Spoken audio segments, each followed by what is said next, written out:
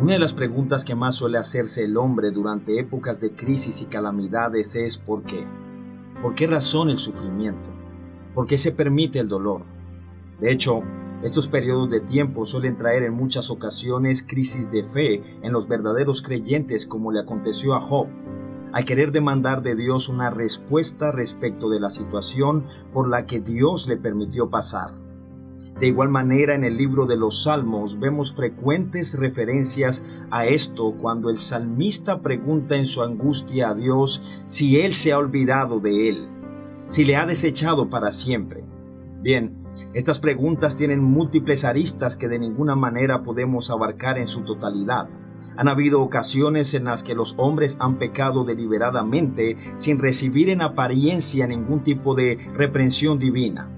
El salmista Asaf en el Salmo 73 pasó por estas crisis al preguntarse o al decirse: porque tuve envidia de los arrogantes, viendo la prosperidad de los impíos, porque no tienen congojas por su muerte, pues su vigor está entero. No pasan trabajos como los otros mortales, ni son azotados como los demás hombres. Por tanto, la soberbia les corona, se cubren su vestido de violencia, los ojos se les saltan de gordura, logran con creces los antojos del corazón, se mofan y hablan con maldad de hacer violencia, hablan con altanería, ponen su boca contra el cielo y su lengua pasea la tierra. Así que el hecho de no pasar por aflicciones de salud o de tipo económico no implica que Dios esté contento con el comportamiento de una persona. De hecho, la Biblia afirma que Dios está airado contra el impío todos los días. De permanecer en ese estado, aquella persona recibirá sufrimiento eterno en el lago que arde con fuego y azufre como consecuencia por su pecado. También debemos ir al otro extremo y decir que no siempre que una persona pase por una calamidad es porque Dios se ha enfadado contra esta persona. Quizás el ejemplo más claro que tenemos en la Biblia es el de Job, de quien Dios mismo dio testimonio que era un hombre perfecto, temeroso de Dios y apartado del mal, y aún así le permitió pasar por una crisis que tocó todas las esferas de su vida. Sin embargo, hay ocasiones en las que la ira de Dios efectivamente se manifestará como una corrección a una conducta pecaminosa. Reitero, para corregir. Esto es a lo que la Biblia le llama la disciplina de Dios, que tiene como fin no el destruir, sino el corregir. Judas 1:5 dice: mas quiero recordaros, ya que una vez lo habéis sabido, que el Señor, habiendo salvado al pueblo sacándolo de Egipto, después destruyó a los que no creyeron. Noten que Judas nos dice que fueron los incrédulos los que fueron destruidos. El resto del pueblo pasó por la reprensión, pero no para destrucción, sino para corrección. Esto nos hace ir al texto que quiero que consideremos en este día. Segunda de Crónicas, capítulo 7, verso 11 en adelante. Terminó pues Salomón la casa de Jehová y la casa del rey, y todo lo que Salomón se propuso hacer en la casa de Jehová y en su propia casa fue prosperado. Y apareció Jehová a Salomón de noche, y le dijo: yo he oído tu oración, y he elegido para mí este lugar por casa de sacrificio. Si yo cerrare los cielos para que no haya lluvia, y si mandare langosta que consuma la tierra, si enviare pestilencia a mi pueblo, si se humillare mi pueblo sobre el cual mi nombre es invocado, y oraren, y buscaren mi rostro, y se convirtieren de sus malos caminos, entonces yo iré desde los cielos, y perdonaré sus pecados, y sanaré su tierra. Este es uno de los versos más hermosos que contiene la Biblia respecto de la oración. Estas palabras son pronunciadas por Dios después de la dedicación del templo construido por Salomón en Jerusalén. Las palabras, por supuesto, no inician con el texto referente a la oración, sino con una advertencia al pueblo por su pecado, que quiero que consideremos como primer punto de este mensaje. Noten una vez más las palabras del Señor: si yo cerrare los cielos para que no haya lluvia, si mandare la langosta que consuma la tierra, o si enviare pestilencia a mi pueblo. Sin duda alguna, la advertencia que Dios le está haciendo al pueblo es que el pecado tiene consecuencias, que el pecado acarrea consigo castigo. Este tipo de castigo puede manifestarse de múltiples maneras, Pero en esta ocasión en particular el Señor está hablando de desastres naturales como sequías, plagas y pestilencias. Dios no tolera el pecado, porque este, según lo dice la Escritura, es una transgresión de la ley de Dios, la cual es a su vez la expresión del carácter moral y santo de Dios. Así que todo lo que vaya en contra de la ley va en contra de Dios mismo.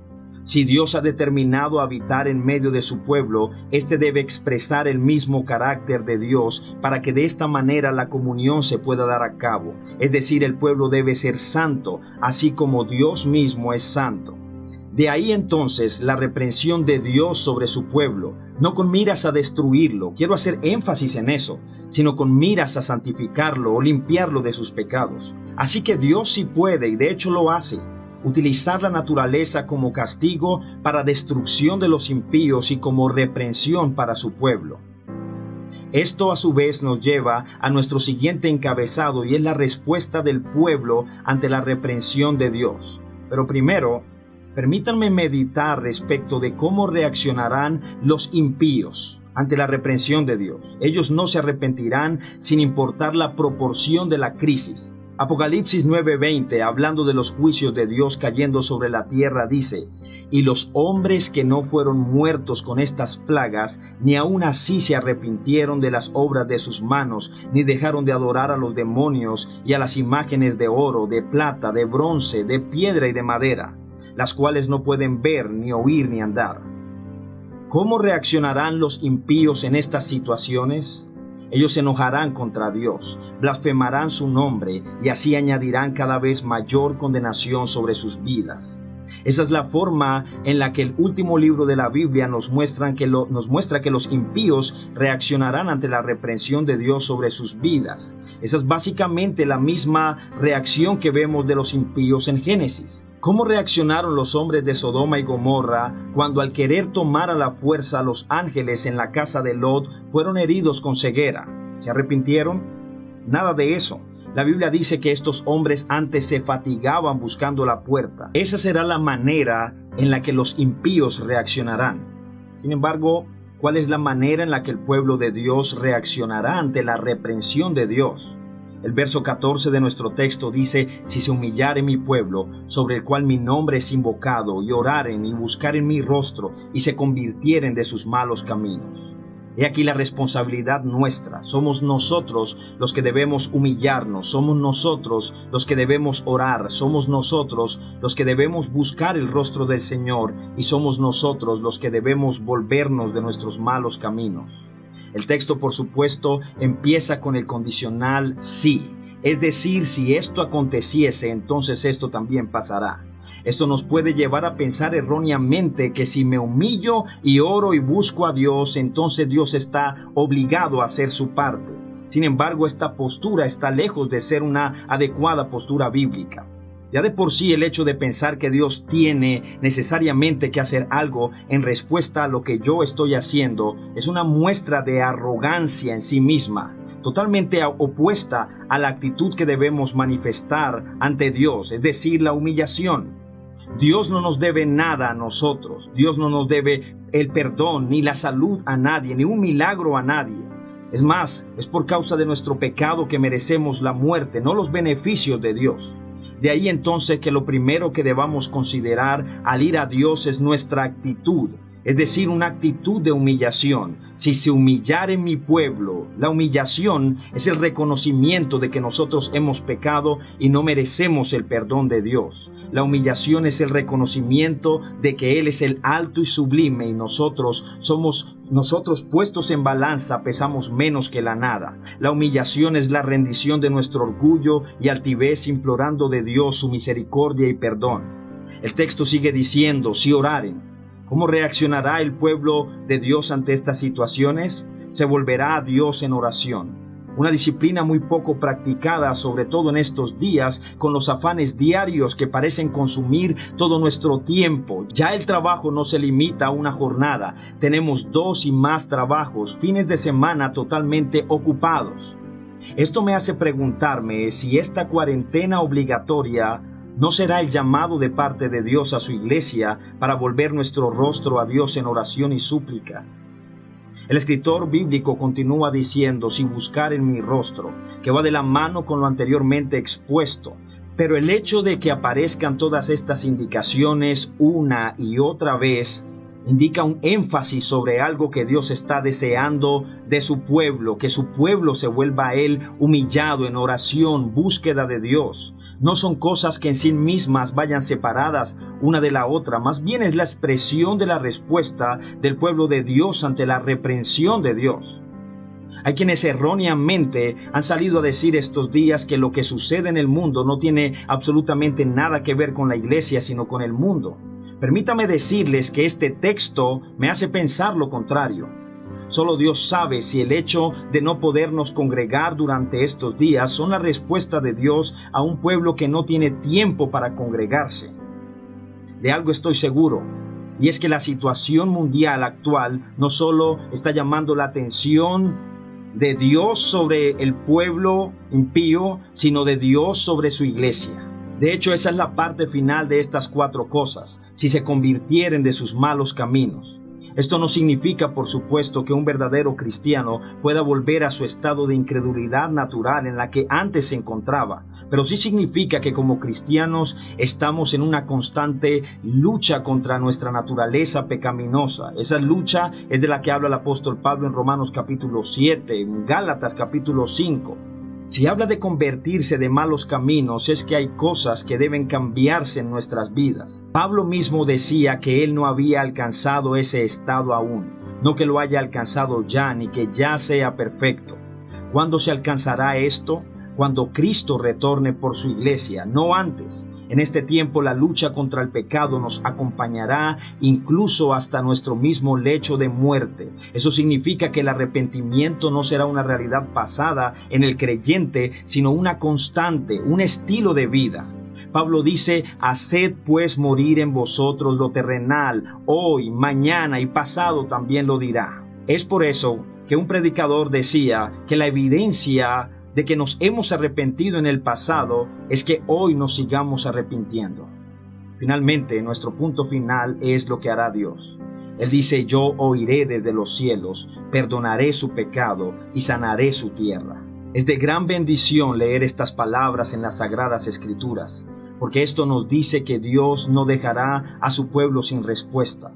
Lo peor que le pudiera llegar a acontecer a un hombre es que le pasara aquello que le sucedió al rey Saúl, quien fue desechado por Dios por su pecado y al querer buscar a Dios nunca más halló respuesta de parte de él. Sin embargo, el Señor dice a su pueblo que si nos humillamos, si oramos, si le buscamos, si nos volvemos a Él, entonces Él hará algo. Él oirá desde los cielos.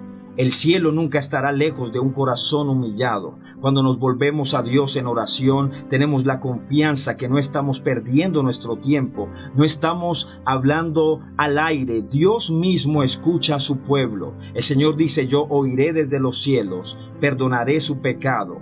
Aquello que ninguno de los hombres puede ni podrá hacer jamás, solo Dios puede hacerlo. Y finalmente sanaré su tierra. Dios lo hará. Estoy seguro que este tipo de situaciones harán que el que tiene oídos para oír lo que Dios está hablando, oirá.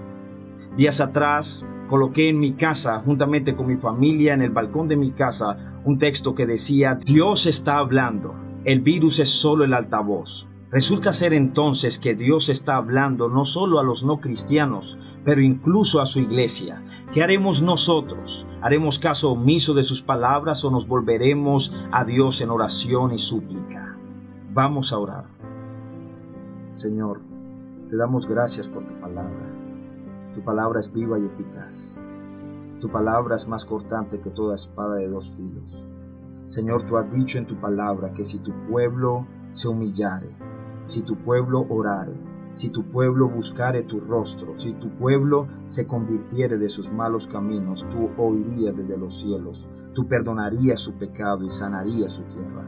Te pedimos, Señor, que nos ayudes en estos días a oír, Señor, lo que tú estás haciendo en el mundo, a volvernos a ti en arrepentimiento y fe, a creer, Señor Jesucristo, que todas estas situaciones están siendo controladas soberanamente por ti, Señor. Ayúdanos, Señor, te lo pedimos, en el nombre de Jesús. Amén.